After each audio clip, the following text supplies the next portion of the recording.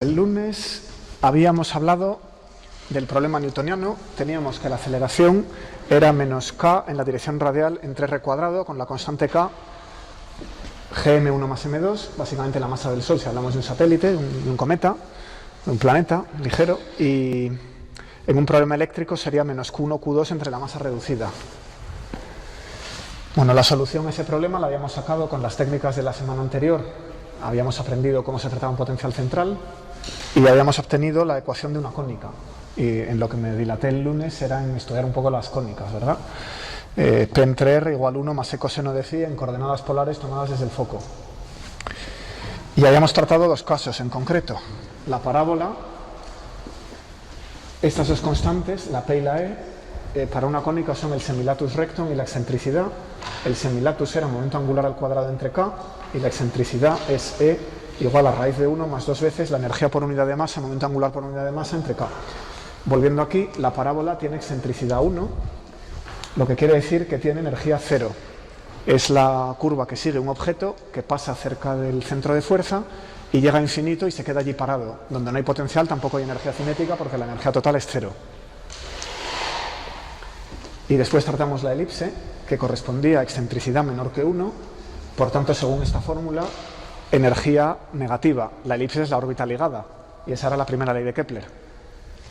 Pues continuamos con el caso 3. De la hipérbola solo la había mencionado en passant, así que ahora la vamos a tratar un poquito más. La trayectoria hiperbólica se caracteriza por excentricidad mayor que 1, así que inmediatamente vemos ahí que la energía es positiva. Estábamos asumiendo siempre que el potencial era atractivo. La K esta también es positiva.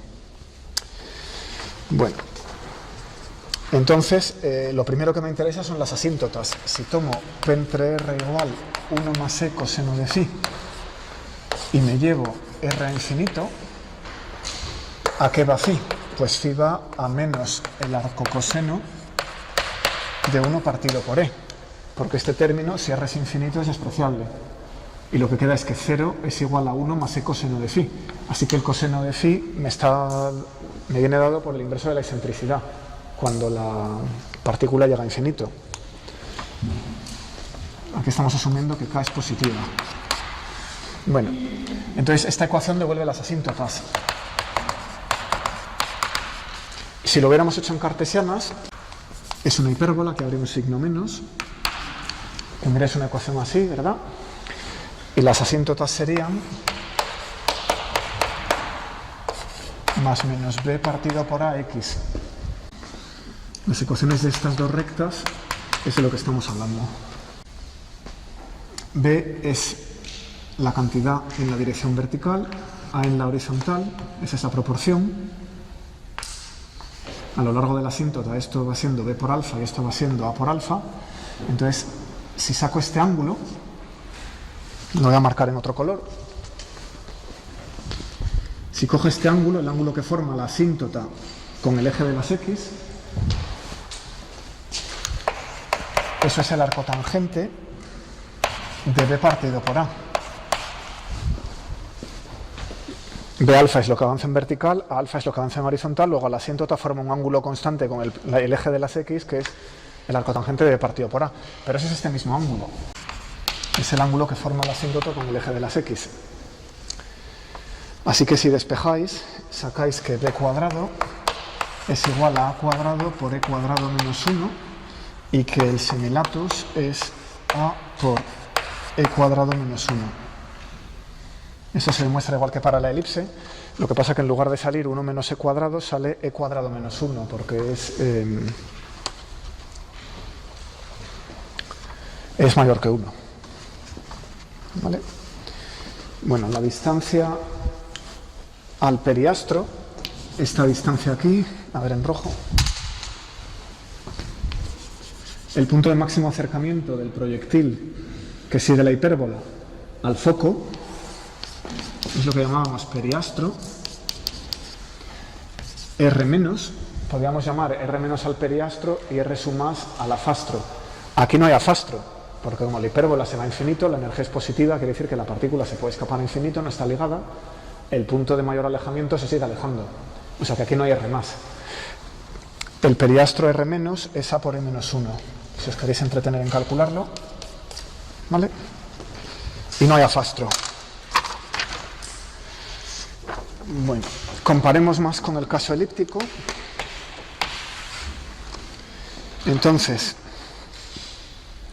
la ecuación de la energía cambia de signo, es K entre 2A. La energía ahora es positiva. En el caso elíptico era menos K entre 2A, recordemos. Y la velocidad al cuadrado es K por 2 entre R más 1 entre A. Cambian este signo y este signo. Y se opera igual. Si conozco las magnitudes físicas, la energía y el momento angular, puedo venir aquí y calcular la excentricidad y el semilatus rectum. Estas dos valen igual. Valen para todas.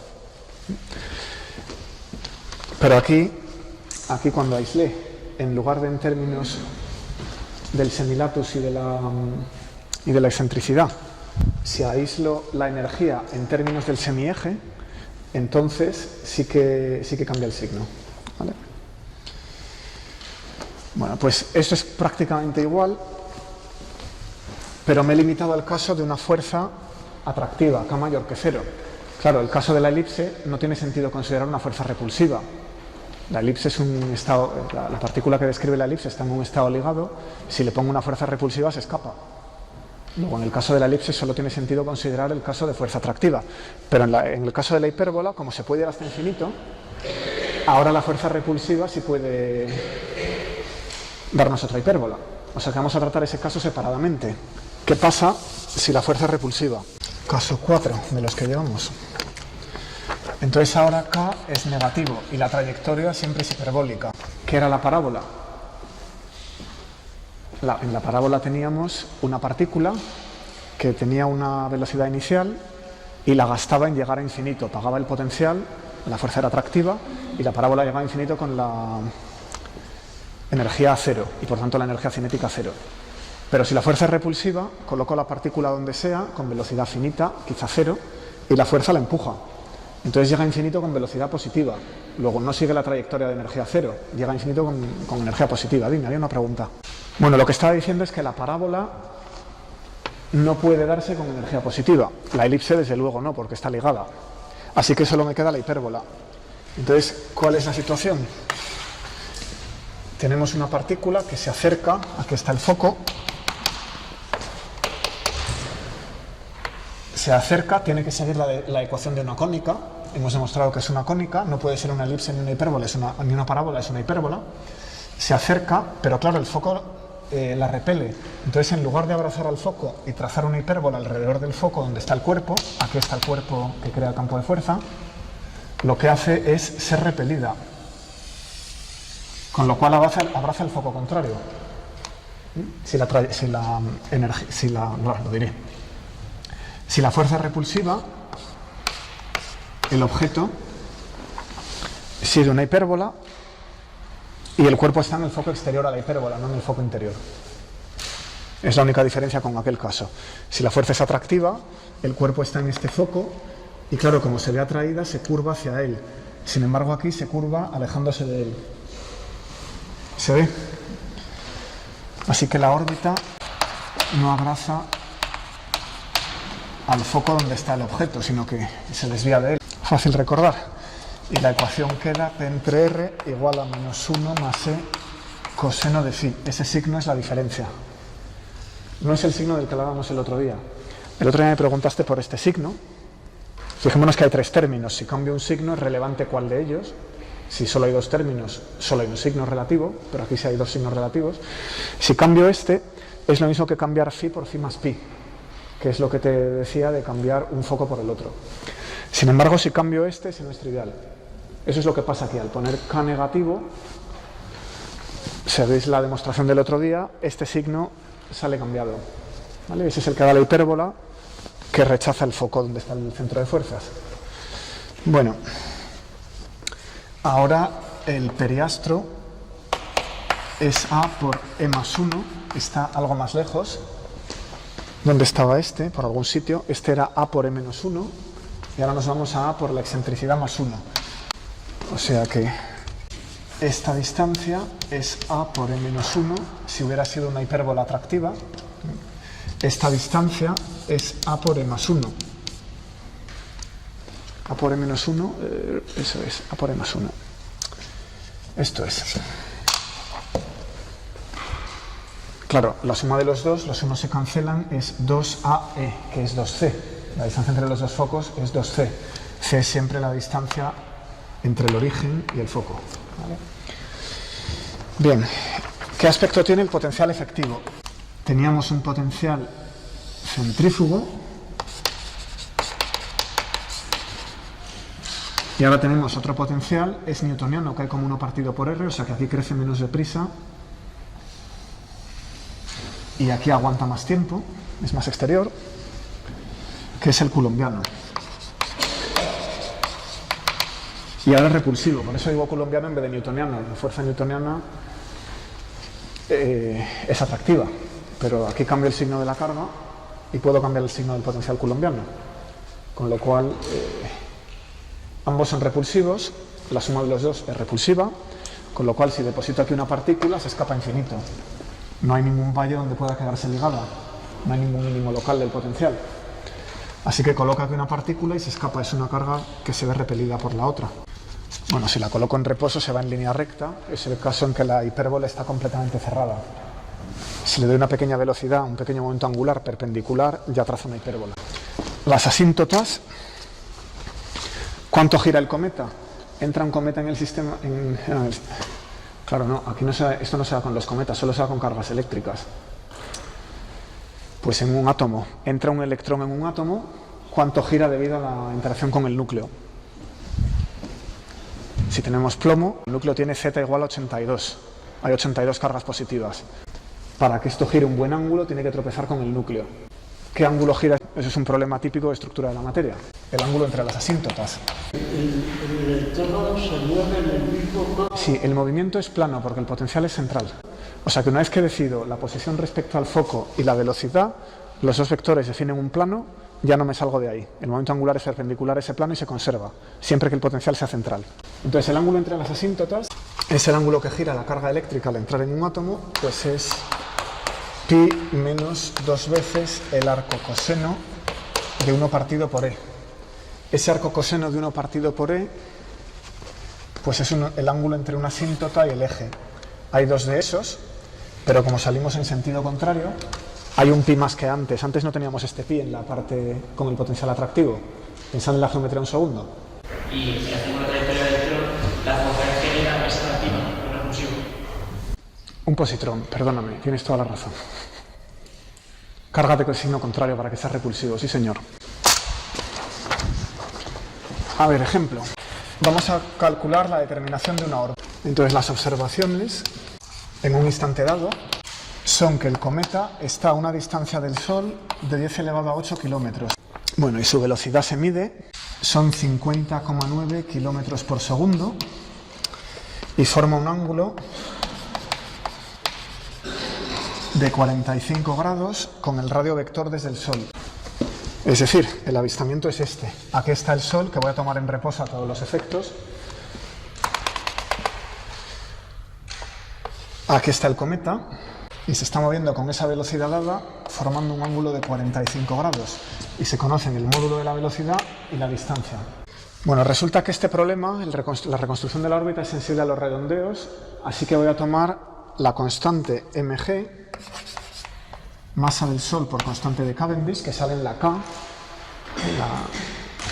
En la ecuación del semilatus rectum teníamos una K, que la constante de la fuerza era m1 más m2 por g. Tiramos la masa del cometa, me quedo solo con la masa del Sol, y esto lo voy a escribir con algún decimal más que acostumbro, 1,3277 por 10 elevado a 20 newton metro cuadrado por kilogramo, que claro, es lo mismo que metro al cubo por segundo al cuadrado, porque esa es la constante que sale en la tercera ley de Kepler, si le añado un factor numérico. Entonces, esto es la K aproximadamente. Primera pregunta que me hago. ¿Esa órbita va a ser ligada o no? ¿Va a ser una elipse, una parábola o una hipérbola?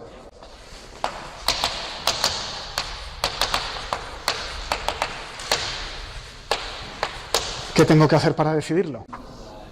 Calculemos la energía y miremos su signo. Correcto. La energía por unidad de masa es 1/2 de v cuadrado, la cinética que me estabas diciendo, menos la masa del Sol por g dividido por la distancia al Sol, que es el potencial que me estabas diciendo. Y comparemos si esto es positivo o negativo. Sustituyo estos números, 50.900 metros por segundo, aquí elevo al cuadrado y divido por 2, mg lo acabo de dar, r lo acabo de dar, dice la 8 kilómetros, y calculo a ver qué sale.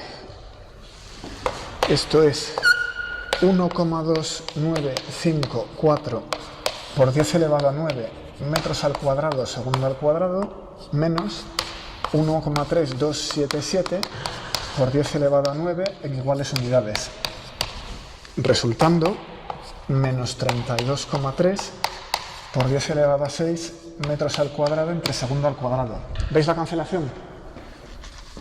Hay una cancelación entre energía cinética y energía potencial. Si no tengo cuidado aquí y no pongo un número algo preciso, puedo no verla y me equivoco en el signo.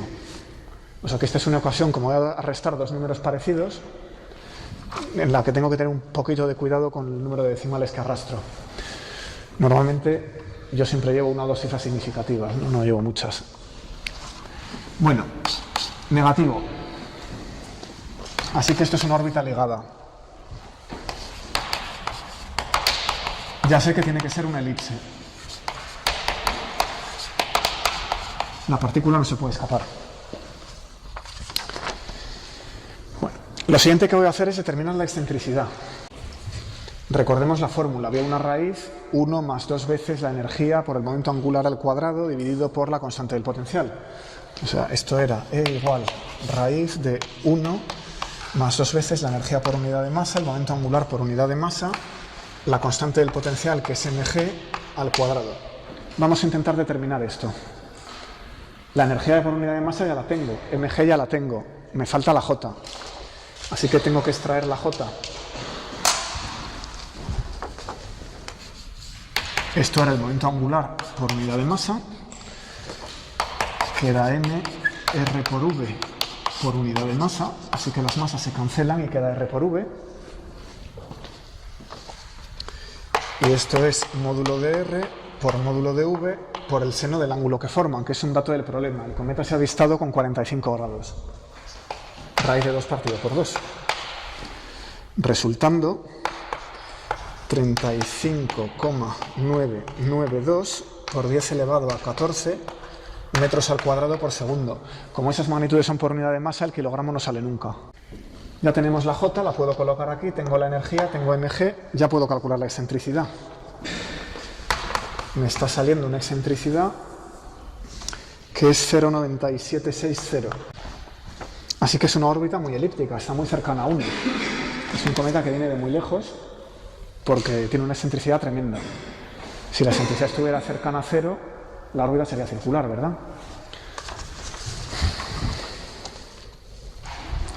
Bueno, ¿qué más necesito para calcular la órbita? ¿Cómo vamos? Sé que es una elipse y conozco su excentricidad. ¿Qué otro dato necesitáis? Por ejemplo, el semieje. Me hace falta una escala de distancias. Así que lo siguiente que vamos a hacer es obtener el semieje mayor de la elipse, la A.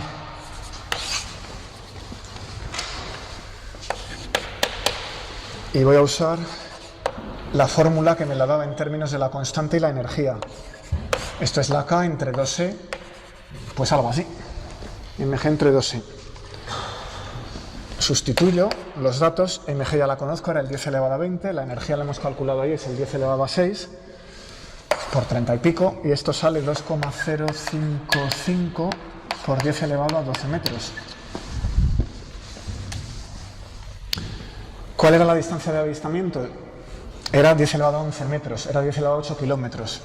El cometa fue visto a 10 elevado a 11 metros del Sol y el semieje mayor de su órbita es mucho mayor.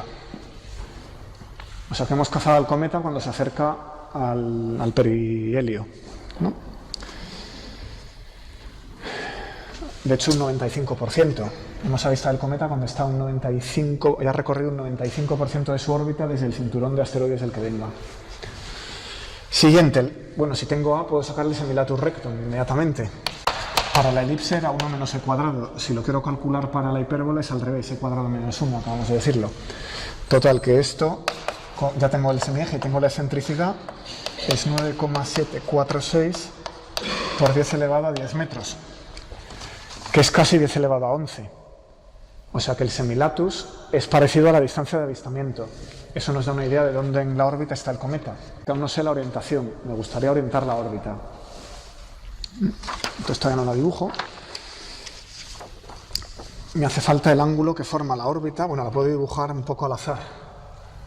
No puedo decir que sea una elipse así. Voy a intentarlo. Es una elipse muy excéntrica y realmente no sé cómo está orientada. Esto es 2 veces el semieje mayor. El foco está por aquí. Ya conozco el semilatus. Ya conozco... Esto sería la A, ya lo conocemos. Esto es la P. También conocemos C porque conozco la excentricidad, o sea que de esta distancia C también la puedo obtener. C era igual a A por E. Y para tener la órbita completa, P entre R igual a 1 más E coseno de phi menos phi 0, me hace falta la orientación, el phi 0. Si lo despejo aquí, el coseno de phi 0, coseno de phi menos phi 0, es P menos R entre ER. Bueno, entonces, ¿dónde voy a tomar el 0 de la phi? Pues he elegido tomarlo en el punto de avistamiento.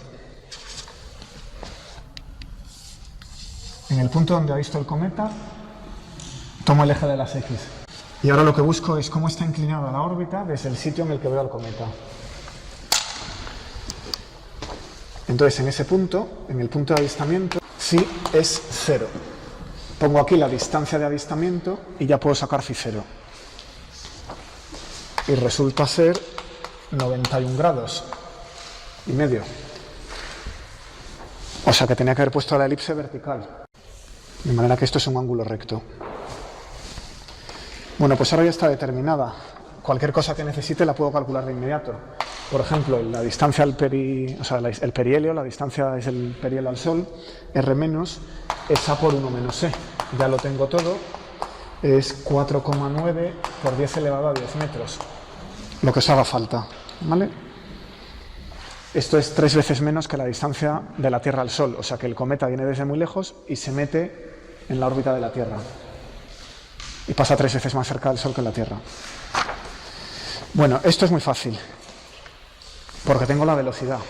El problema clásico no tiene la velocidad, no había los métodos de hoy en día del efecto Doppler, el radar, no sé qué, ¿no? El problema clásico de determinación de una órbita es mucho más complicado, es un problema de geometría bastante más difícil, en el que uno tiene la esfera celeste y lo que hace es medir allí, medir allí y medir allí.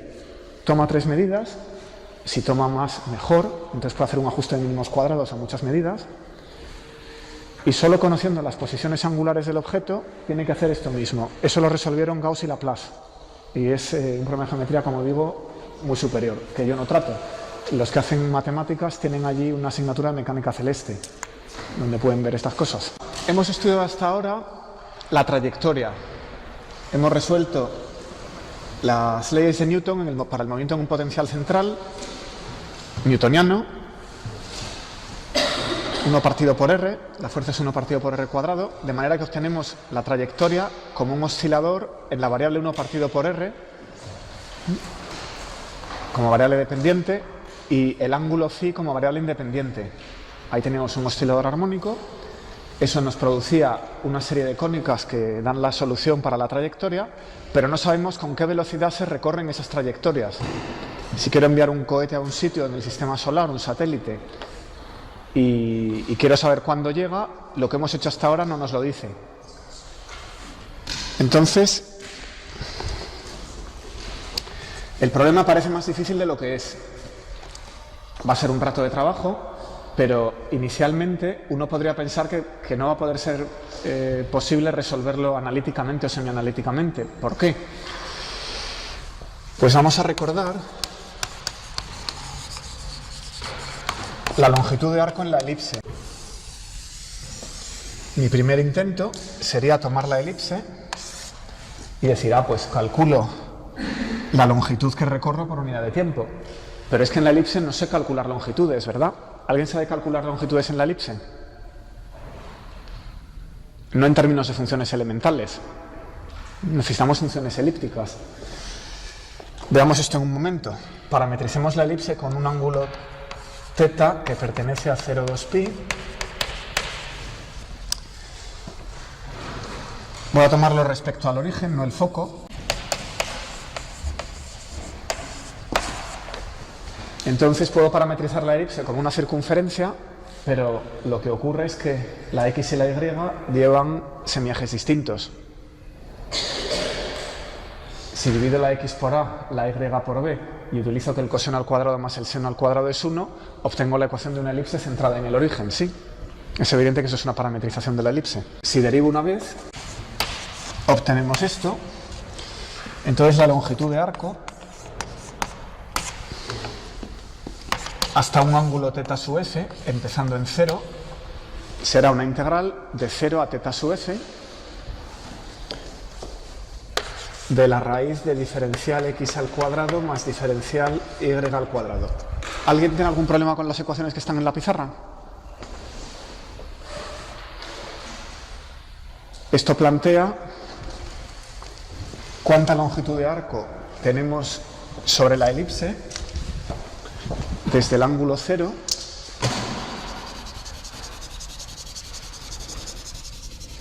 hasta un cierto ángulo θf, arbitrario. Integro desde 0 hasta θf el elemento de longitud. La elipse la parametrizo como x a coseno de θ igual a b seno de θ, derivo una vez, esto lo sustituyo aquí.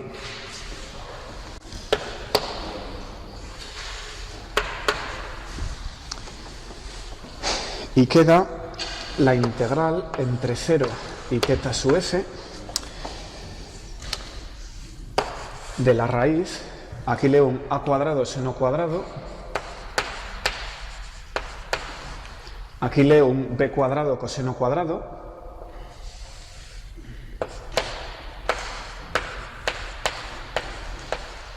y ambos por diferencial de θ, que puedo sacar fuera de la raíz. Bien, en la elipse sabemos que esto es A, esto es B, la distancia al foco es C, y satisfacen un teorema de Pitágoras. B cuadrado es A cuadrado menos C cuadrado.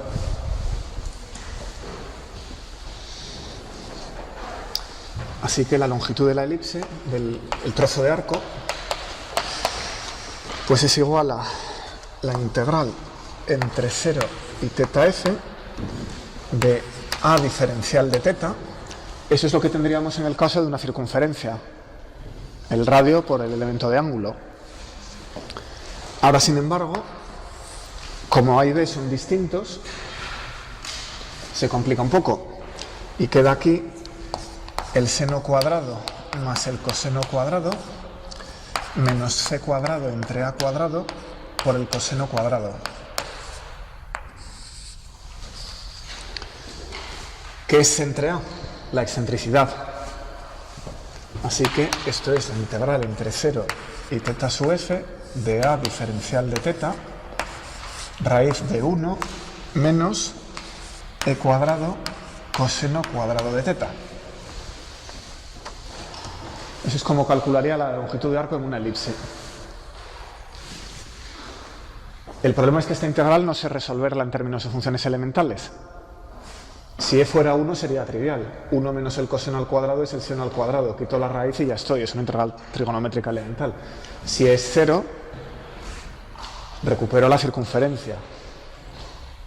O sea que esos dos casos extremos son muy sencillos. El problema es cuando está entre 0 y 1. Entonces, yo esto no sé resolverlo. ¿Vale? Eso es una integral elíptica.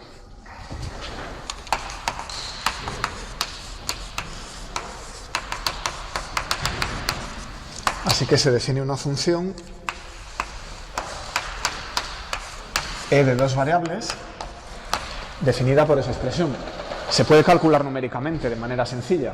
Es una integral en una dimensión, lo reducimos a una suma, o sea que son fáciles de calcular numéricamente. Bueno, pues esto no es lo que vamos a usar. ¿De acuerdo? Porque hay una técnica mejor. O sea que no voy a utilizar esto de longitud dividido por tiempo, utilizando el tramo de longitud recorrido, etc. Me olvido y vamos a ver cómo se puede calcular el tiempo de viaje hasta un cierto ángulo. Eso sería la ley horaria. La integral se puede hacer. Vamos a hacer un cambio de variables y eso deja una ecuación algebraica trascendente que ya sí hay que resolver numéricamente, pero se resuelve en 3 intentos. Se converge muy deprisa, que se llama ecuación de Kepler. ¿Vale? Bueno, a ver si sale esto. Entonces, el cambio de variable útil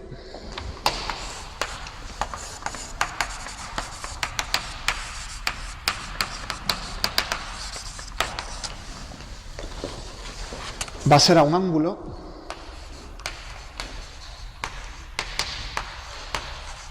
o sea que vamos a cambiar phi por un ángulo que va a ser una A seguida de una E. ¿Vale? Una letra a la que uno puede encontrar usos en lenguas que no son el castellano. No tenemos esta vocal E, ¿verdad? Pero en otras lenguas sí puede ser útil. Entonces, AE, de donde viene, se llama anomalía excéntrica. Entonces, el ángulo phi es la anomalía verdadera. Phi es el ángulo del que hemos estado hablando todos estos días, el ángulo que va recorriendo la elipse tomado desde el foco, el que salía en la ecuación de la cónica. ¿Por qué se llaman anomalías estos ángulos? Eso es una notación de la astronomía medieval. Cuando uno creía en el sistema tolemaico, todos los astros deberían describir circunferencias alrededor de la Tierra y sin embargo había pequeñas desviaciones, anomalías. ¿Vale? Una vez que uno entiende que lo que están haciendo es trazar elipses alrededor del Sol, pues simplemente es el ángulo que recorre la elipse, ¿vale? O sea que la palabra anomalía es histórica. Entonces la anomalía verdadera es de la que hemos estado hablando, el ángulo tomado desde el foco. ¿Qué es la excéntrica? Pues la excéntrica es el ángulo tomado desde el centro de la circunferencia, desde el centro de la elipse, pero no al punto donde está el planeta, sino a un punto sobre la circunferencia que voy a dibujar. Vamos a verlo. Volvemos a dibujar una elipse y ahora la inscribimos en una circunferencia de radio el semieje.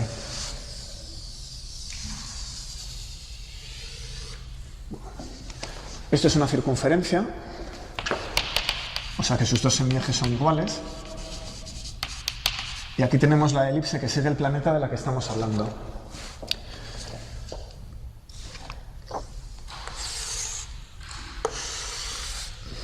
Aquí está el centro y aquí está el foco. Tomemos un punto P sobre la elipse. Aquí es donde está el planeta, P de planeta. ¿Vale? Entonces, ese punto P tendrá una proyección D sobre el eje. Y si esa es una línea perpendicular al eje de las X. Si la prolongo hacia arriba, tocará la circunferencia en un punto Q. Bueno, ¿qué es el ángulo phi, la anomalía verdadera? El ángulo del que hemos hablado todo el rato. Pues cogemos el foco, que es donde está el centro de fuerza, el Sol, y el ángulo que va desde el semieje al planeta, es el ángulo phi. Esa es la anomalía verdadera. Bueno, pues la anomalía excéntrica está tomada desde el centro a la proyección Q sobre la circunferencia. O sea que S es la anomalía excéntrica. Entonces el cambio de variable que permite obtener la ley horaria es el cambio de variable de esta phi a esa anomalía excéntrica. Lo vamos a ir viendo despacito. Entonces P es un punto sobre la elipse.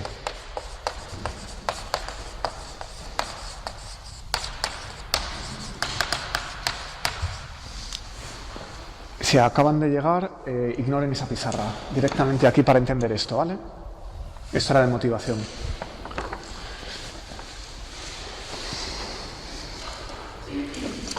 Entonces este punto tendrá coordenadas R, phi. En polares tomadas desde el foco. Bueno, entonces Q tiene una ordenada mayor.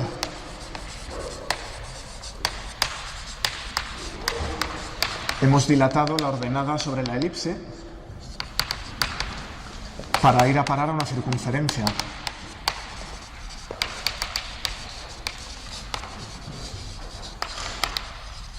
Que es tangente a ella en el semieje mayor. Bueno, entonces esta distancia QD es proporcional a PD y el coeficiente de proporcionalidad pues es el cociente de los semiejes A entre B. Las X las dejo igual y cada uno de estos puntos los estiro hacia arriba de manera que el semieje menor sea igual al semieje mayor. Entonces la elipse se convierte en una circunferencia. Bueno, al dibujarlo tan de cerca me ha salido como un huevo, pero se supone que es una circunferencia.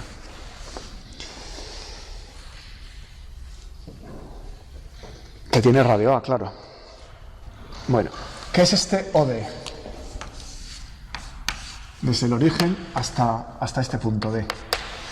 Pues esto es A, porque la línea verde que va desde O hasta Q es A, veces el coseno de la anomalía excéntrica.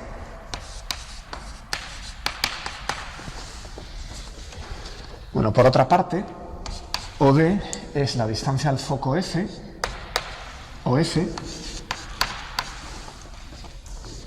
menos dF.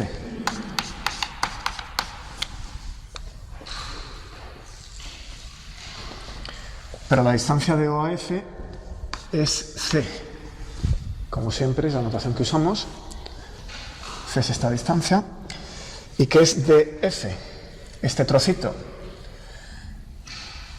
Pues aquí tendríamos R, que es la distancia entre F y P, como hipotenusa.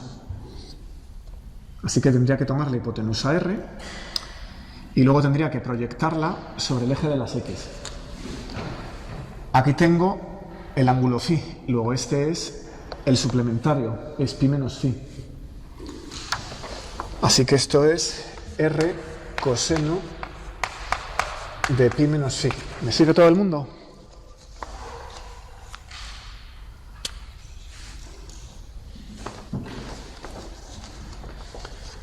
Bueno, estas dos cosas son iguales porque representan la misma longitud, OD.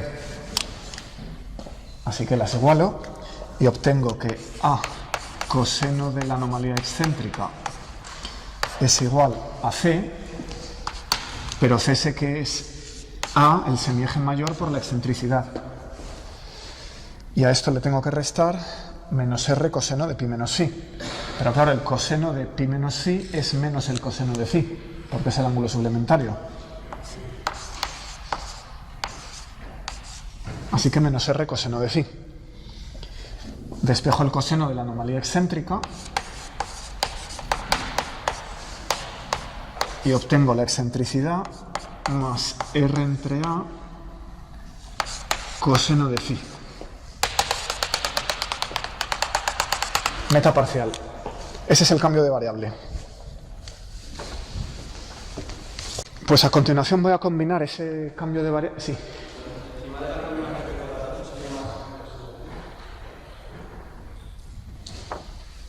Tienes toda la razón. A coseno de la anomalía excéntrica. De hecho, aquí le he puesto bien, ¿verdad? Gracias.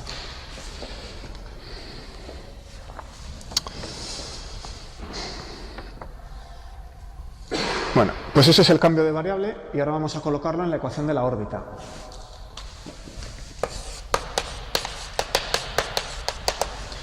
La órbita era P entre R igual a 1 más E coseno de phi. Así que ahora puedo eliminar el coseno de phi en términos de la anomalía excéntrica. ¿Y cómo queda la órbita? Pues queda R igual a por 1 menos E coseno de la anomalía excéntrica. Así que eso es otra manera de expresar la elipse. En vez de utilizar el ángulo de coordenadas polares, se hace un cambio de variable a esa anomalía excéntrica que va a un punto Q donde en realidad no hay nada, el planeta físico sigue P, o sea que es un punto imaginario, pero en términos de ese ángulo la órbita pues queda incluso un poquito más sencilla porque ya no vemos el 1 partido por R. Bueno, a mí no se me habría ocurrido esto, alguien ha pensado mucho en el siglo XVII. Bien. Bueno, una cosa que podríamos hacer es llevar esto a la ley horaria de la variable radial. Recordemos que la ley horaria para un potencial central la teníamos como una expresión integral. R integrado, ¿no? Era diferencial de R dividido por la raíz de E menos el potencial efectivo, nos daba el tiempo. Pues no habríamos ganado mucho. En lugar de una expresión integrada sobre R, tendríamos una expresión integrada sobre el coseno de la anomalía que habría que invertir. Y no es evidente que pudiera funcionar. Bueno, entonces lo voy a hacer geométricamente para verlo un poquito mejor. Es el método tradicional. El objetivo sería obtener la anomalía excéntrica como función del tiempo. Si obtengo la anomalía excéntrica como función del tiempo, la traigo aquí y tengo R como función del tiempo. Y lo vamos a hacer evitando el cálculo integral. Bueno, en la hoja de problemas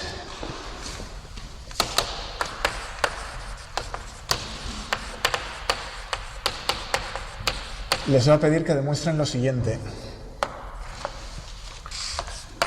La tangente de phi medios, el ángulo habitual, es la raíz de 1 más la excentricidad entre 1 menos la excentricidad por la tangente de la anomalía excéntrica dividido por 2, que es una fórmula bastante compacta. Fijémonos que aquí tengo la anomalía excéntrica en términos de R y de phi. Aquí tengo la anomalía excéntrica en términos de R, o al revés. Lo que me falta es la anomalía excéntrica en términos de phi. Y la solución es esta.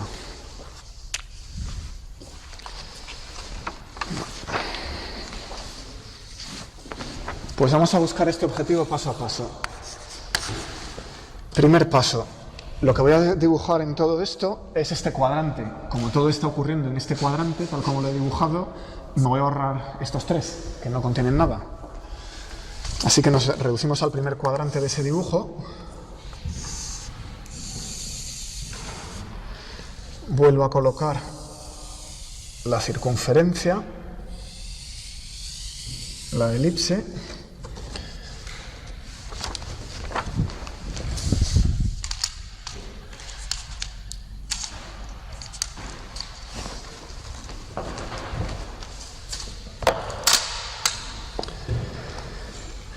el punto P, el punto Q encima de él,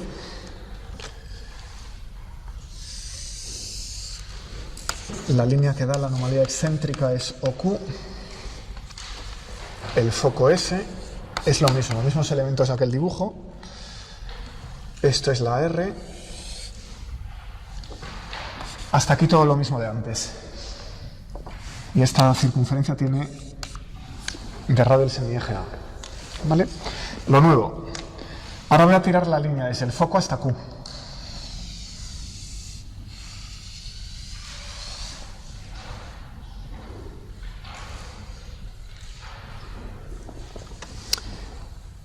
Bueno. Y me voy a fijar en este área.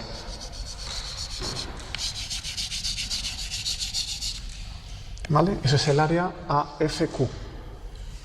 Voy a llamar a este punto A. Entonces el área AFQ ha quedado dilatada. Sería el área AFP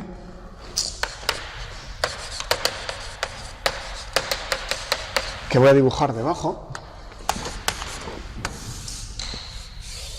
Veces un factor. Ahora lo demuestro. Vamos a dibujar aquí otra vez la circunferencia, la elipse tangente en el semieje, P, Q, el foco, Entonces el área AFP es este área.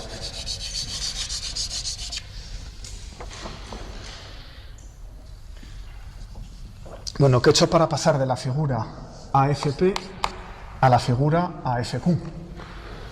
Lo que he hecho ha sido dilatar mi eje de las Y. Todas las distancias verticales las he aumentado por un factor A entre B, para proyectar la elipse sobre la circunferencia que la circunscribe.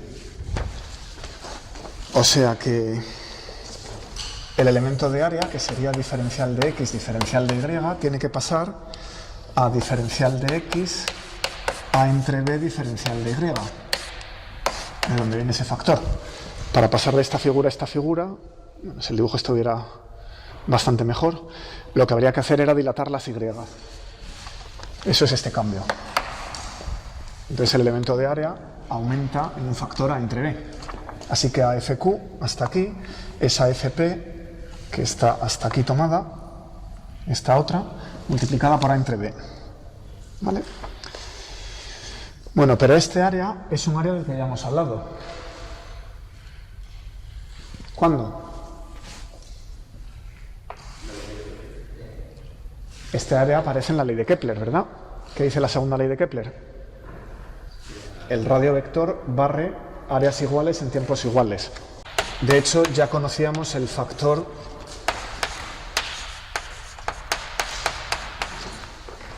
de proporcionalidad, que era el momento angular por unidad de masa dividido por 2. El área avanza linealmente con el tiempo, su derivada es constante.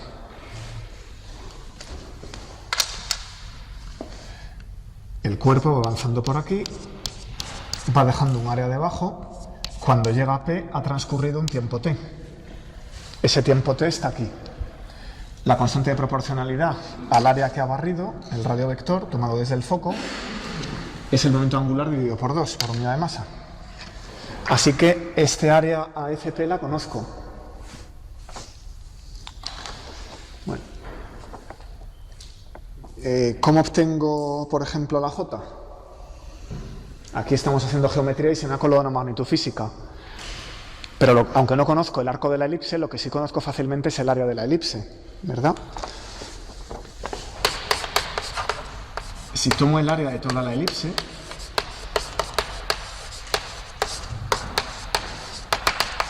que es, claro, es mayor que esta AFP, es 4 veces el cuadrante entero, esta es pi a b. Pero claro, para recorrer toda la elipse, el tiempo tiene que ser el periodo. O sea que en esta llave lo que hago es tomar esa ecuación para toda la elipse. El periodo total dividido por 2 por el momento angular es pi a b, de donde puedo despejar j. Así que j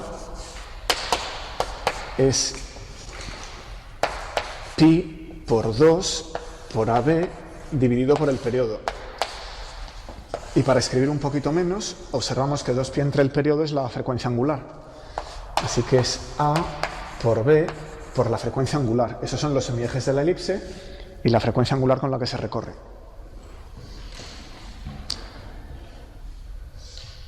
Referida a un periodo completo. Eso es una frecuencia angular promedio. Se entiende, ¿verdad? Es 2pi entre t. Y simplemente es una notación para no escribir eso todo el rato.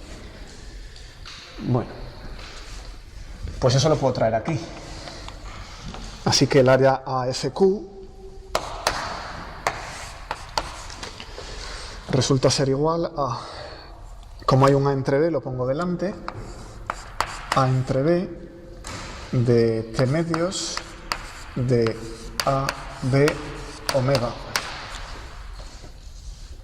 que es lo mismo que el tiempo transcurrido por omega a cuadrado medios, y las B se cancelan.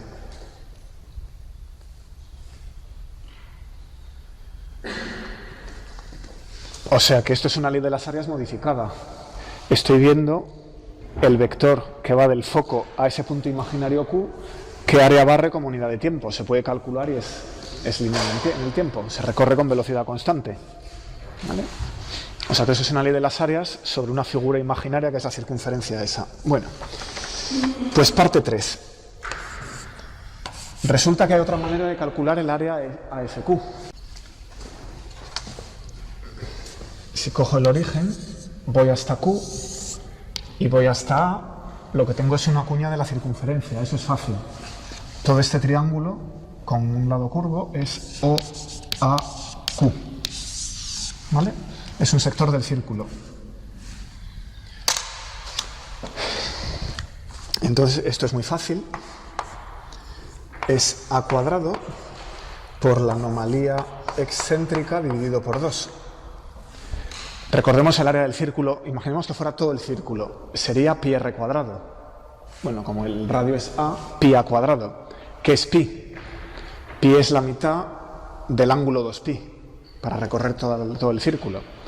O sea que lo que quiero aquí es A cuadrado por la mitad del ángulo. Cuando llegue a 2pi, esto es pi a cuadrado y he ganado, ¿vale? Y como la circunferencia es igual, es completamente simétrica, la mire por donde la mire, cualquier elemento de ángulo tiene que ser idéntico, así que ya no tengo que trabajar más. A cuadrado por la anomalía excéntrica dividido por 2, ¿vale? Ese es el área de la cuña. Desde aquí, la voy a poner en amarillo, desde aquí hasta aquí, todo el área encerrada en esta figura. Bueno, ¿qué tiene que ver ese área con el área QFA?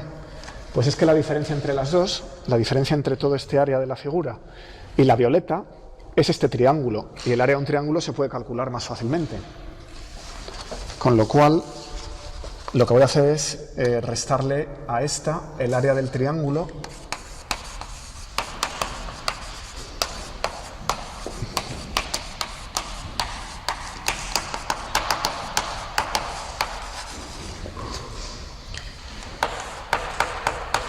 que con esas letras es OFQ. Llego hasta aquí, aquí ya empieza el área violeta, o sea que es OFQ. Ese área se la resto y lo que obtengo es la vela del amigo. Aquí tengo una vela, ¿vale? Bueno, ¿cómo calculo el área de esa vela? Necesito el triángulo, así que vamos a dibujarlo otra vez. Ahí, he tropezado con el borde.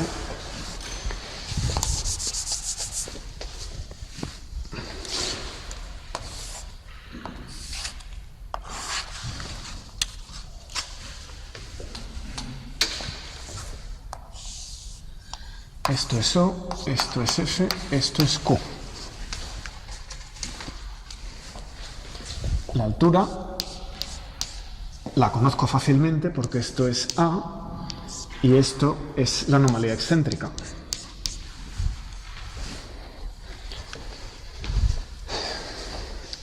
Entonces, aquí tengo que utilizar la distancia al foco, que es C.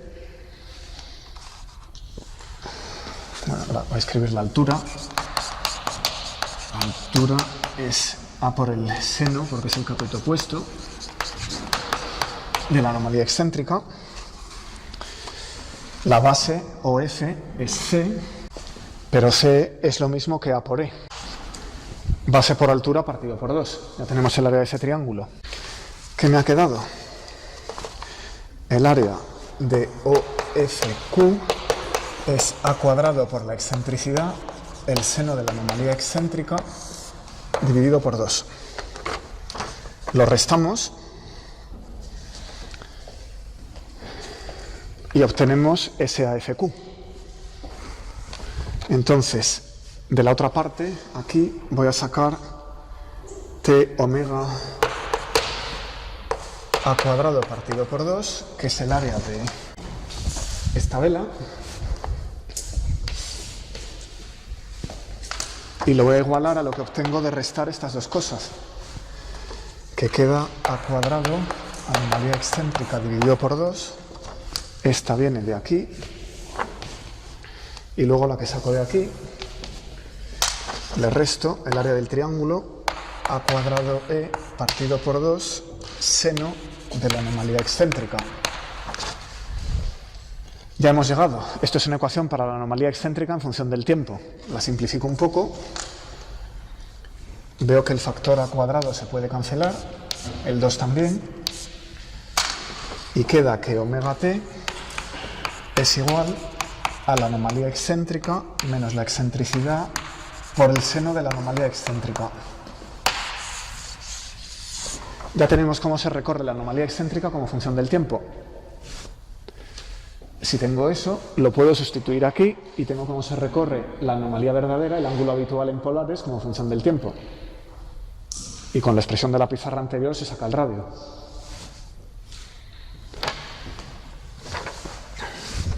Bueno, esa ecuación se llama ecuación de Kepler. No hay integrales. Tiene el inconveniente de que es una ecuación trascendente. Salen a la vez una variable y su seno. Así que no sé resolverla de manera elemental. Entonces queda esta ecuación, supongo ya ha llegado todo el mundo, pues esto da el tiempo de paso por cualquier punto de la elipse.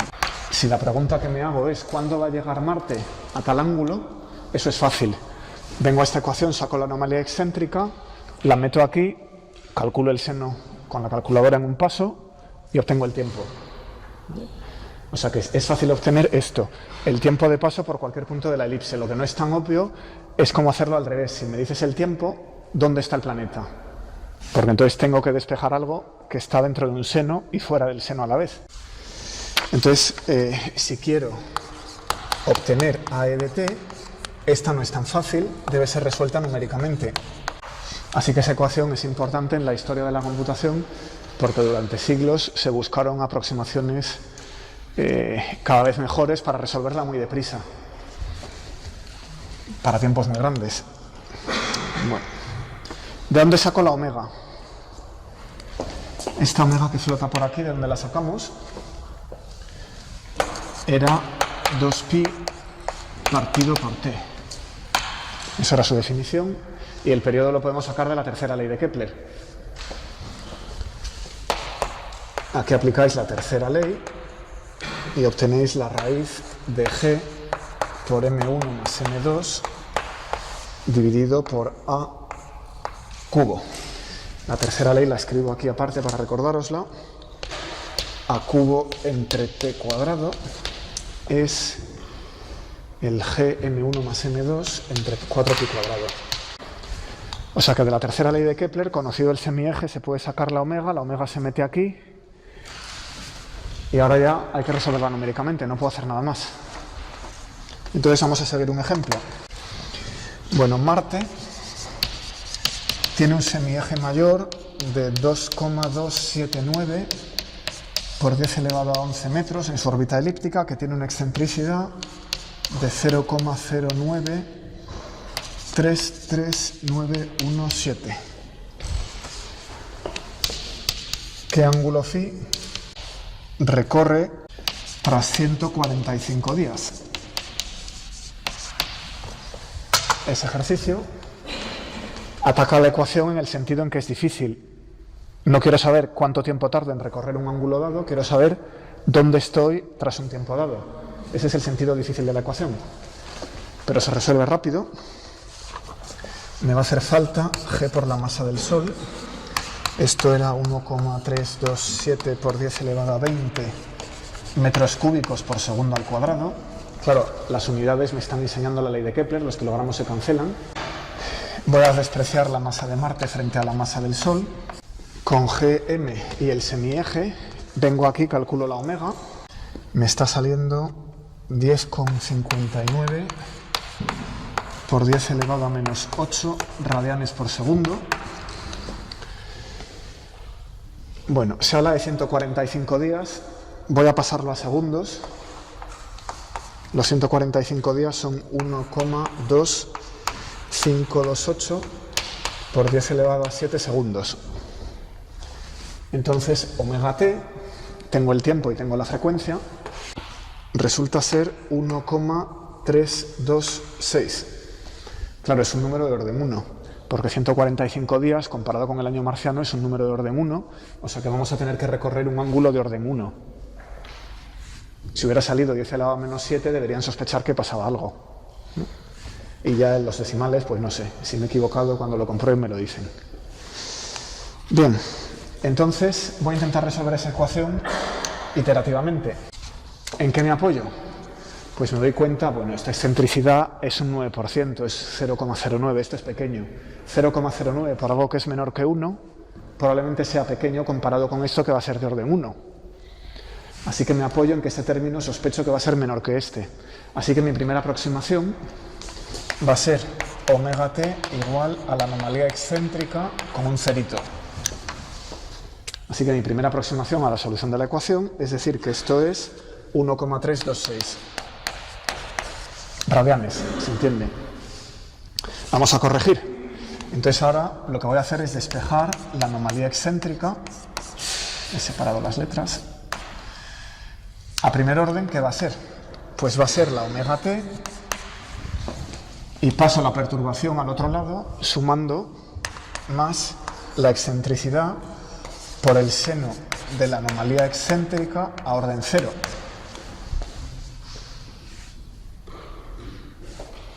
Lo calculo. La de orden 0 la tengo aquí, calculo el seno, multiplico por el 0,09, le sumo el 1,326 y queda 1,417. Bien, pues a orden 2, repito lo mismo, calculo el omega t y le sumo e por el seno de la anomalía excéntrica a primer orden. Bueno, y esta resulta ser 1,4183.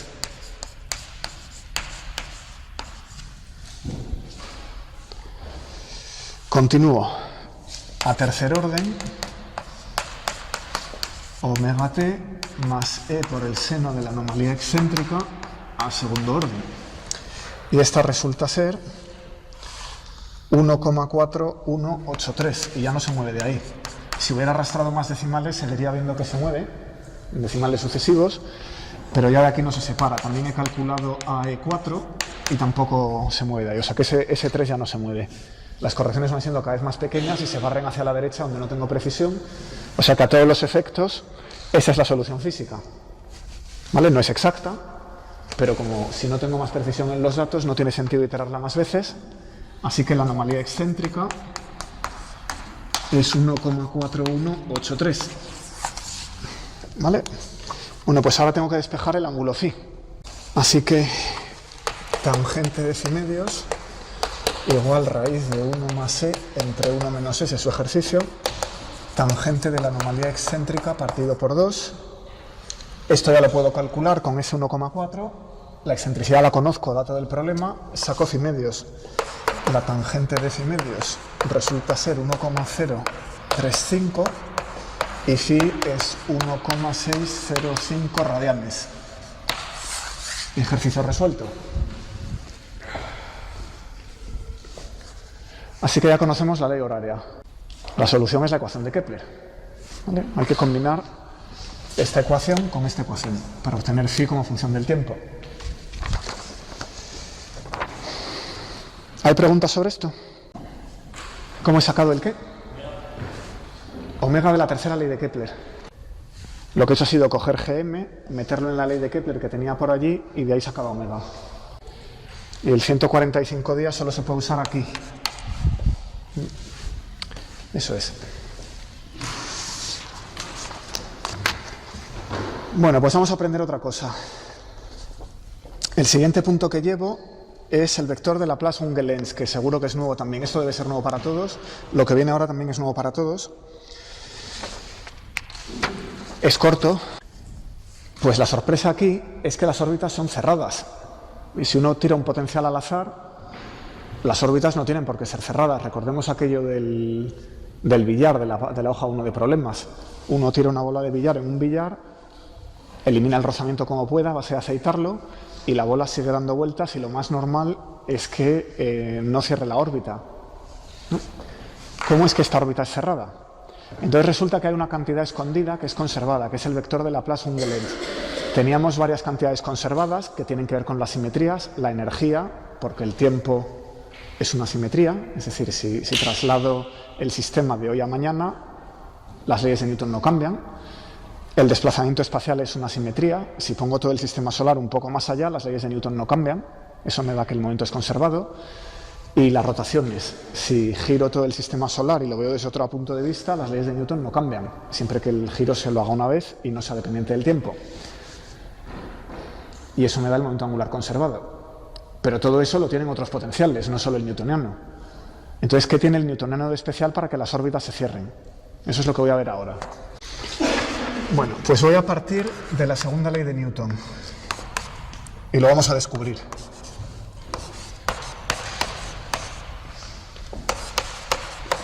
K, si fuera un problema coulombiano, sería otra cosa. Aquí es G por M1 más M2. Igual que antes. Las observaciones.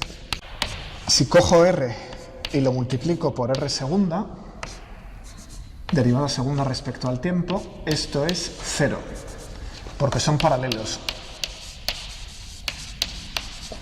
Eso es lo que está diciendo parte de la segunda ley de Newton. El radio es paralelo a la aceleración. Es un potencial central. O sea que R por R segunda es 0. Eso nos hará falta. Bueno, como R por R segunda es 0, eso quiere decir que... Y bueno, y por supuesto, R punto por R punto también es 0, porque un vector, producto vectorial consigo mismo, es 0. De ahí saco que R por R punto, producto vectorial, es constante. Potencial central, cantidad conservada. Esto ya lo sabemos, ¿qué cantidad conservada es esta? Posición por velocidad.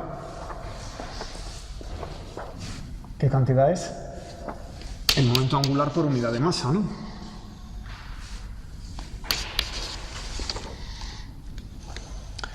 Bueno. Y claro, como es R por la velocidad, también sé que R por J es 0. ¿Qué propiedad importante se sigue de esta ley? J es constante y R por J es 0. ¿Eso qué quiere decir? Que la órbita está en un plano. El momento angular es perpendicular al plano en el que está R.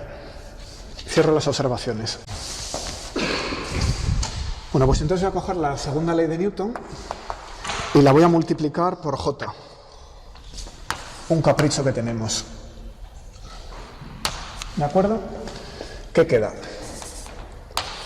Momento angular por unidad de masa veces R segunda igual menos K entre R cuadrado J por R, en orden contrario, J por R. Bueno. J lo puedo despejar aquí. Es R por R punto. Es el momento angular por unidad de masa, que es la posición, producto vectorial con la velocidad, todo ello, producto vectorial con R. Y para quitarme el gorrito voy a pasar al vector y voy a cambiar este 2 a un 3. El vector R entre R cubo es lo mismo que el vector unitario R gorrito entre R cuadrado. Bueno, ahora utilizo la descomposición habitual de dos productos vectoriales. Esto era algo así. A por B por C es igual a AC producto escalar B menos AB producto escalar C, si no recuerdo mal. Lo hacen con los epsilon de Levitz y Vita que les enseñé hace unas clases. Si quieren reobtener esa ley, utilizan el símbolo antisimétrico de Levitz y Vita y lo calculan en un momento. Bien, entonces esto es menos K entre R cubo, R cuadrado, velocidad, menos R por velocidad, por R. Esto es A, esto es B, esto es C, lo sustituyo en esa fórmula. A por C es R cuadrado, queda B, que es la velocidad. A por B es R por la velocidad, queda R. ¿Vale? Ya va estando reducido. Entonces, en la primera clase hicimos un ejercicio que era ver que esto era igual a R punto. La proyección de la velocidad sobre el radio era lo mismo que el módulo del radio por el módulo de la velocidad. Mira, aquí nos viene muy bien. Así que esto es menos K por... Aquí hay un R cubo, un R cuadrado, me queda la velocidad dividida por R. Y el otro término resulta ser R punto por el módulo dividido también por R cuadrado y por R. Es una fórmula bastante simétrica. Si aquí pongo un R cuadrado, aquí me queda el módulo de R. La fórmula es bastante simétrica. Bueno, entonces esto tal como está escrito, no lo he escrito de manera más simétrica porque tal como está me está enseñando que esto es menos k, la derivada respecto al tiempo de r partido por su módulo. Si derivo la r, obtengo esta r punto. Si derivo el denominador, obtengo r entre r cuadrado con un menos. No, r punto entre r cuadrado con un menos. Este lo tenemos, eso es la derivada del denominador. Eso es. Entonces, ¿qué hemos demostrado? Hemos demostrado, esto lo paso al otro lado, hemos demostrado que j por la aceleración más k, eso es el vector unitario en la dirección radial. Y lo hemos derivado una vez, está derivado respecto al tiempo. Esto es igual a 0. J era 0 al multiplicarlo escalarmente por r. Al multiplicarlo vectorialmente por la aceleración no da 0, da esto otro. Pero J es constante. Hemos dicho que el momento angular era constante. Así que aquí tengo una derivada actuando sobre la velocidad. Puedo escribir todo esto como la derivada respecto al tiempo de J por la velocidad más k por r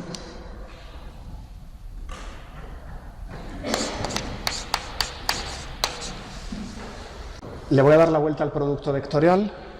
Si esto es 0, con el signo contrario también es 0. Y lo voy a escribir de manera más convencional. Resulta que el vector a, que es la velocidad por el momento angular, menos k por r, el vector radial unitario, vamos a llamarlo a, es constante. Así que hay un vector constante que no nos esperábamos. Esto solo es cierto no es general, pero para este potencial, porque hemos empezado con la ley de Newton con la fuerza 1 entre r cuadrado. Si aquí pongo 1 entre r real a 7, eso no sale. Toda esta ristra de combinaciones de derivadas no funciona. O sea que para el potencial newtoniano hay un vector constante más.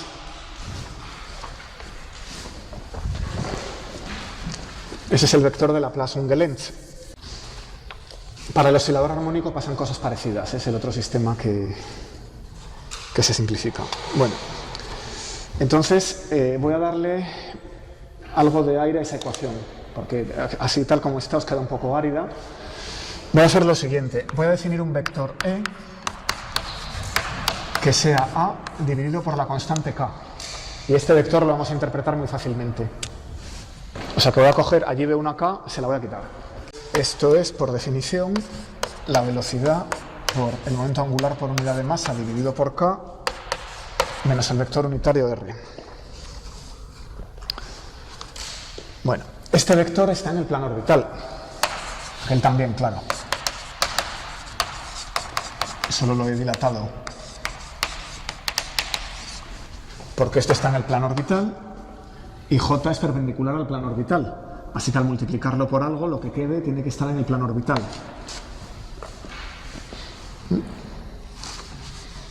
Bueno, pues cojo eso y lo multiplico por R. Así que E escalarmente con R, ¿esto qué es? Este de aquí es muy fácil. Menos R por su módulo me reconstruye la posición. Y el otro me queda la posición en módulo. Y el otro me queda. Le voy a volver a dar la vuelta ahora, pasarlo a J por R punto, y entonces llevo un menos J producto vectorial por la velocidad dividido por K. Ahí todavía no veo nada, pero ahora puedo volver a utilizar alguna fórmula para reorganizarlo. Voy a reorganizar este producto y lo voy a escribir como J por R vectorial la velocidad. Otro ejercicio si quieren hacerlo con los Levi-Civita. Sacar la fórmula para el producto escalar de un producto vectorial. Este tiene interpretación geométrica, porque si cojo un producto vectorial y lo multiplico escalarmente por algo, lo que saco es el volumen de un paralelepípedo, que se puede calcular de varias maneras. O sea que este tipo de fórmulas lo que hacen es cambiar qué llamo la base del paralelepípedo. ¿Vale? Dividido por K. Eso es esto mismo. Entonces, ¿cómo queda la ecuación? Esto lo aíslo. Puede que haya un signo, porque lo que me está quedando tiene un signo cambiado. Esto es J escalar R por la velocidad dividido por K igual a R más ER. Bueno, casi estamos. Entonces, J cuadrado entre K es R más E por R. Porque esto que veo aquí vuelve a ser el momento angular por unidad de masas. Por eso me interesa cambiar estas dos cosas. No son alguna fórmula vectorial, ¿verdad? Cambio estas dos y entonces me queda J cuadrado. Y una vez que tengo esto ya es fácil. Divido por R. J cuadrado dividido por K dividido por R es 1 más E por R. Y eso es la ecuación de la cónica. Por ejemplo, si se trata de la elipse, esto es lo que llamamos el semilatus rectum entre R. Si cojo el foco, recordemos que era esta distancia, la vertical tomada desde el foco, y luego aquí tenemos 1 más, y eso es el módulo del vector E veces el coseno que forman R con E. Si tomo E como un vector a lo largo del eje X, esa es mi elección del eje X, tomo E paralelo a X, ¿vale? Coseno de RE es simplemente el coseno de phi. Así que ya podemos interpretar el vector de Laplace-Unge-Lenz. Cojo el vector de Laplace-Unge-Lenz, lo divido por la constante del potencial y lo que queda es un vector paralelo al semieje mayor cuyo módulo es la excentricidad. O sea que el planeta se va moviendo por la órbita y en todo punto se lleva su vector de Laplace-Unge-Lenz, que es constante. El vector de Laplace-Unge-Lenz es una función de la posición del planeta y de su velocidad. Luego es una función de dónde está el planeta y con qué velocidad se mueve. En cualquier punto calcula su vector de Laplace-Unge-Lenz y eso le dice cómo estaba orientada la elipse. Y es sacar el vector de Laplace-Unge-Lenz, como hemos visto aquí, es equivalente a integrar la ecuación de Newton. Sacar la solución de la trayectoria. ¿Vale? Por eso es tan sencilla. El vector da la vuelta completa, cuando llega aquí dice, oh, mi vector de Laplace-Unge-Lenz se va apuntando para allá, esto era una elipse y se cierra aquí. ¿Vale? O sea que ese vector conservado adicional es el que nos da órbitas cerradas y sencillas analíticamente. Bueno, entonces, si lo ven por ahí, a veces está escrito de esta manera. V por R por V menos G por la suma de las masas R entre R, que es bastante poco transparente. Así está escrito en términos de las magnitudes de física más elemental de primero de bachillerato. Un ejercicio de primero podría ser derive esto respecto al tiempo y demuestre que es cero, pero quedaría un poquito oscuro, ¿verdad? Pues vamos a discutir otra cosa. Tercer punto del día va a ser el teorema del virial. Esto lo he mencionado un par de veces cuando hablábamos de que la energía era proporcional al potencial, la energía cinética era proporcional al potencial, la energía cinética es proporcional a la energía. ¿Cómo es todo esto? Entonces lo voy a sistematizar. La motivación, por ejemplo, es cuando tenemos un objeto que cae hacia el centro del potencial. Esa es la observación que hemos visto hasta ahora. Y hemos observado, aquí tengo el centro de potencial, aquí está el objeto en infinito, y cuando está en infinito sabemos que la energía es cero. Entonces el objeto empieza a caer hacia el centro de potencial y cuando está por aquí, como la energía se conserva, la energía sigue siendo cero. Lo que quiere decir que la energía cinética es menos el potencial. Pasa lo mismo. cuando la energía cinética es máxima, el potencial es mínimo, etc. Y ambos son proporcionales. Bueno, pues ¿qué dice el teorema? Este tipo de observaciones han ido quedando por ahí. Las vamos a recoger. El teorema dice... si la energía es distinta de cero, por cierto, esto sigue siendo cierto. Aquí es realmente donde está el teorema.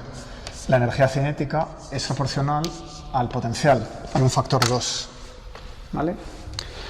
Entonces, ¿qué dice el teorema? Dice que el valor medio de la energía cinética es proporcional a una cantidad que no es tan obvia, tiene que tener dimensiones de energía, eso es una energía, o sea que es una fuerza por un desplazamiento. Lo que hago es sacar el producto de la posición de cada cuerpo por su fuerza, los sumo todos y promedio. Eso no es directa, tiene dimensiones de trabajo, sí, pero no es directamente nada que conozcamos, ¿vale? Esta cantidad, muchas veces se llama virial, pues no la hemos visto hasta ahora. Bueno, caso particular, el de una partícula en un pozo.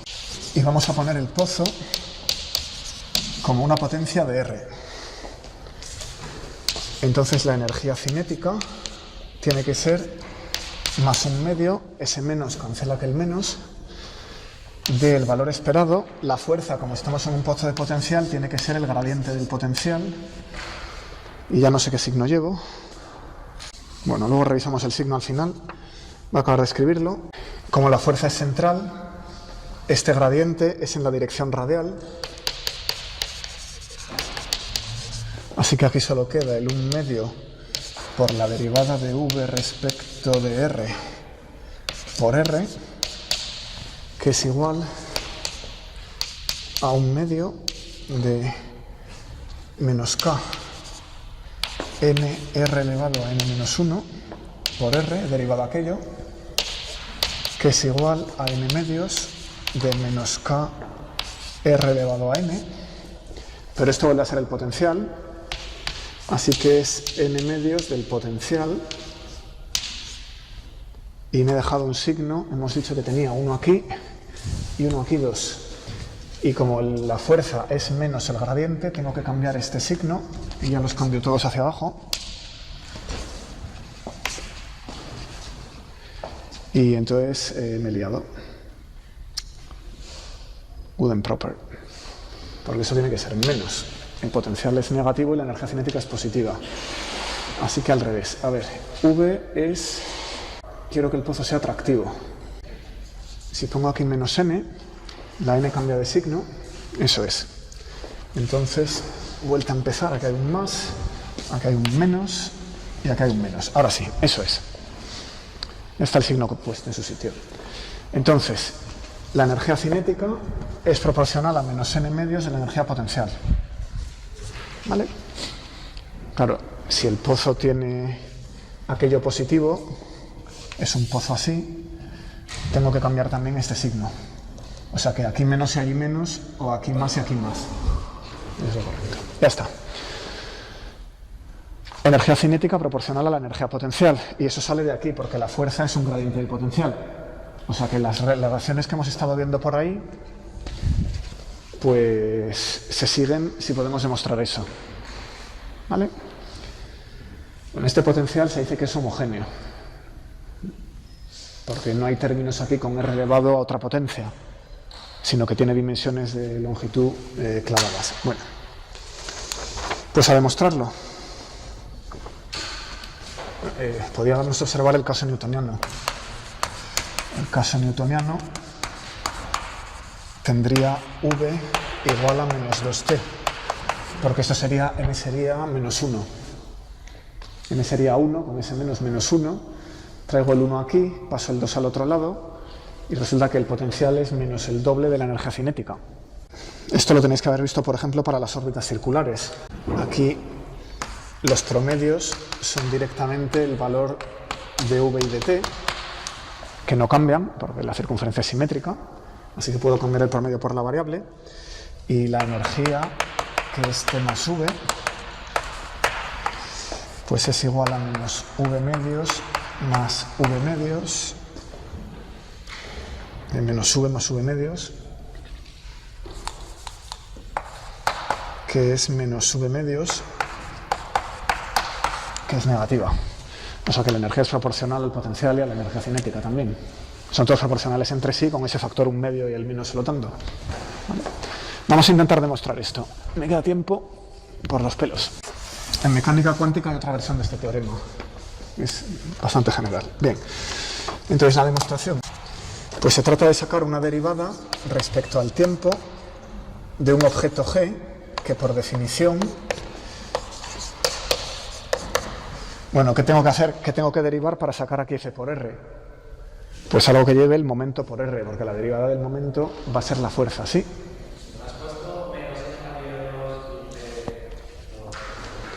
Hay menos n partido por 2 por toda la pizarra. Como no seas más preciso, número de líneas desde arriba. La tercera línea. Este. Sí, las n las he cambiado de signo. Un arrepentimiento. Bueno, entonces derivada respecto al tiempo de qué para obtener esta condición. Gracias. Pues la suma de pk por rk. Vamos a intentar esto. Eso tiene las dimensiones correctas.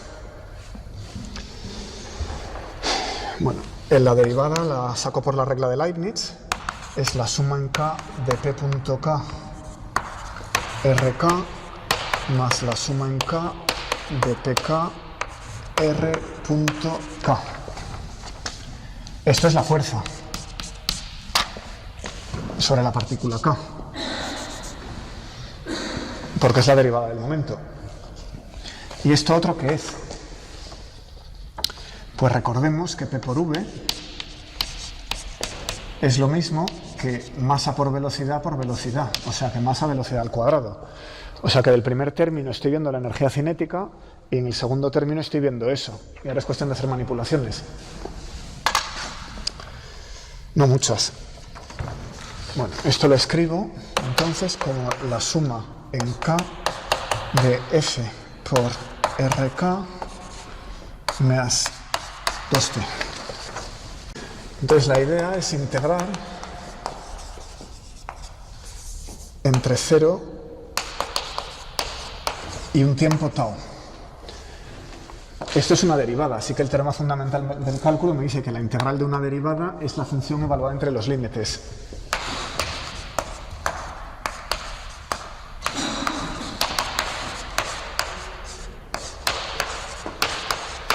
Esa parte es sencilla.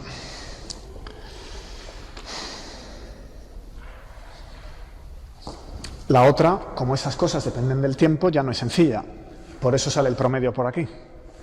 Así que voy a coger esto y lo voy a promediar. Así que será el tiempo sobre el que integro y 2 veces el promedio de la energía más la suma en K de FK RK. Promediado. Aquí estoy viendo el virial, aquí estoy viendo la energía cinética. Y claro, esto sale de aquí si el lado izquierdo es 0. Y me sobra esa tau. O sea que voy a pasar la tau al otro miembro y basta con demostrar que bajo qué condiciones g de tau menos g de 0 dividido por tau tiende a 0. Si eso es 0, ya está demostrado el teorema del virial. ¿Vale? Entonces, ¿qué podemos hacer? Lo primero que se nos ocurre es tomar tau igual al periodo. Cuidado, es el periodo, no la energía cinética.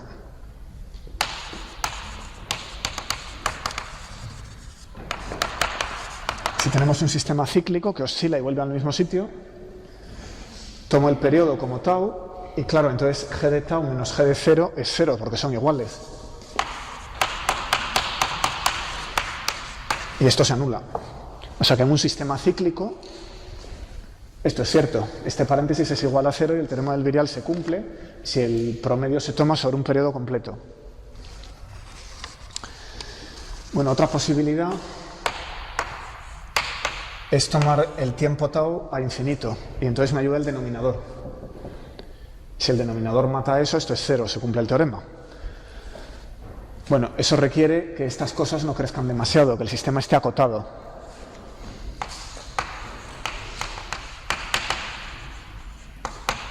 O sea, que el sistema tiene que ser cíclico y entonces puedo tomar el periodo, o el sistema permanece acotado y entonces puedo tomar como tau a infinito, un promedio sobre tiempos muy grandes, cumple el teorema del virial. ¿Vale? Bueno, pues el sistema solar lo cumple en primera aproximación porque cada órbita es periódica y en siguiente aproximación porque el sistema está acotado. También lo cumple la galaxia. La galaxia es un sistema acotado e incluso los clústeres de galaxias. Y esa es la escala más grande. A partir de clústeres de galaxias se dice que los sistemas ya no están virializados, no han tenido bastante tiempo para que se cumpla esto. ¿Vale? Bueno, en física cuántica lo mismo. El átomo de hidrógeno se usa el teorema del virial, en los sistemas quark-antiquark se usa el teorema del virial. ¿Vale? Y me queda un poquito que voy a utilizar para aplicarlo a la ecuación de estado.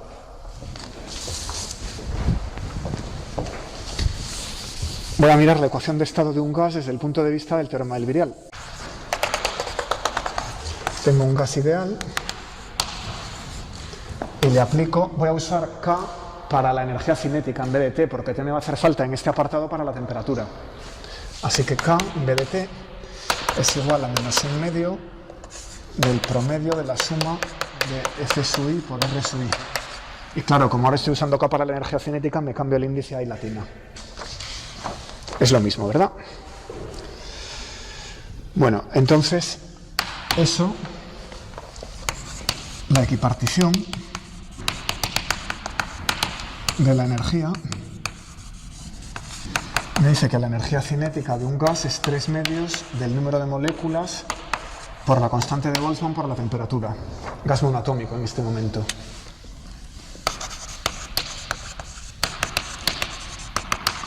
Me estoy metiendo en el charco del profesor de termodinámica, pero me sirve como ejemplo, ¿no? Bueno, esto incluye las fuerzas partícula a partícula. Aquí están en la fuerza, están las F y J dentro del gas, y también están las fuerzas con la pared del contenedor. Como siempre, las fuerzas entre los dos cuerpos y las fuerzas externas.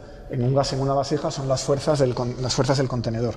Voy a tomar un gas perfecto, pataplas, las partículas no se ven, pero tropiezan con las paredes del contenedor, que es lo que nos da la presión.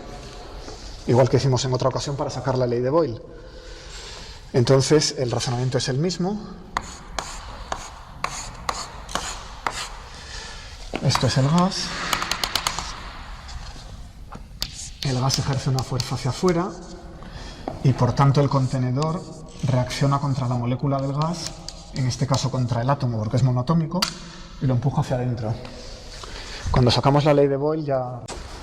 Así que la fuerza con la pared del contenedor es menos la presión por diferencial de área por N.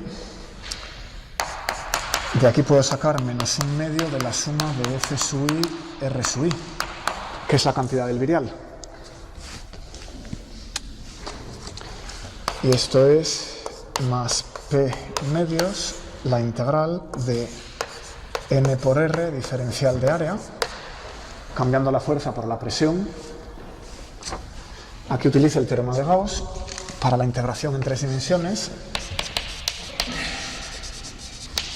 El teorema de Gauss me dice que puedo cambiar una integral sobre un área por una integral sobre un volumen, con lo cual esto me lo llevo, voy a escribirlo aquí en amarillo todavía, me lo llevo a la integral sobre un volumen, todo el contenedor, ¿de qué? Si tengo un vector que fluye hacia afuera de ese área, el teorema de Gauss me cambia la integral por la integral sobre el volumen de la divergencia de ese vector.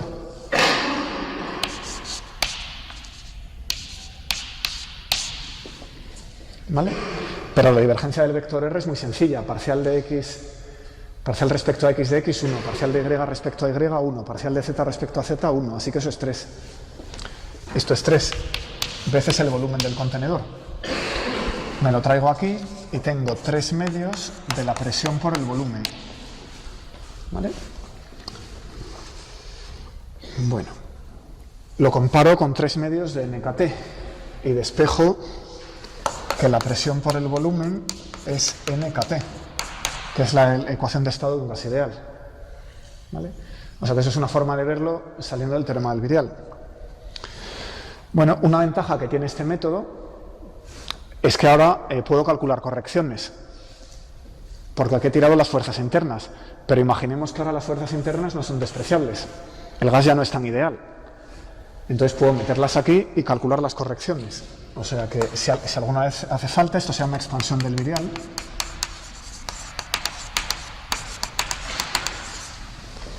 P es N entre V por KT, N es el número de átomos, más un coeficiente que depende de la temperatura, veces, y ahora hay una expansión en potencias de la densidad. Ese primer término es lineal en la densidad, la primera corrección que uno sacaría del teorema del virial sería cuadrática en la densidad. Esto lo dejo para física estadística, pero bueno, ven que existe. O sea, el teorema del virial me permite pasar de la energía cinética, que sabemos que es proporcional a la temperatura, me permite sacar aquí correcciones. ¿Vale? Porque entra la fuerza, luego eso me lleva al mundo microscópico. Si me dais el potencial entre dos átomos, una fuerza de Van der Waals o lo que sea, lo sé meter aquí y calcular correcciones. Lo dejamos aquí hasta el lunes.